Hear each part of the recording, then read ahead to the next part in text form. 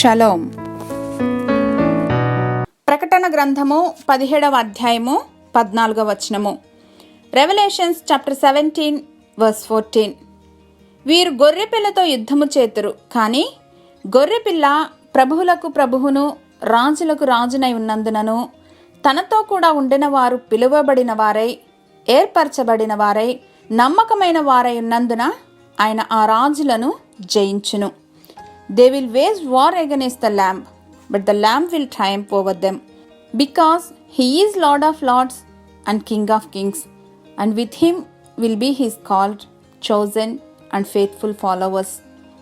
చదివిన బుక్ తిరిగి చదువుచున్నా లేదా విన్న స్టోరీ మరలా వింటున్నా మొదటిసారి ఉన్నంత ఉత్కంఠ ఉండదు.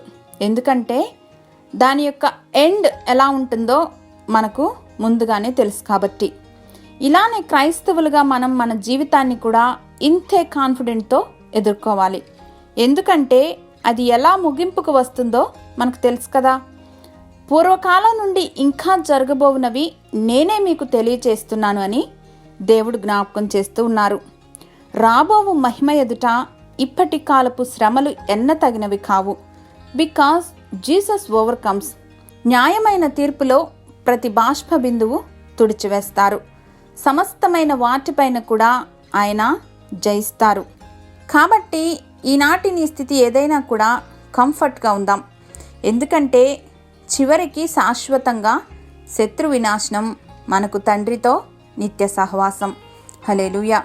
మహిమాన్వితుడైనటువంటి మా తండ్రి, అల్ఫయు ఒమేగవైనటువంటి మీకు వేవేల వందనాలు సమర్పిస్తున్నాం. మా దినములన్నీ కూడా మీరు ఎరిగి ఉన్నారు.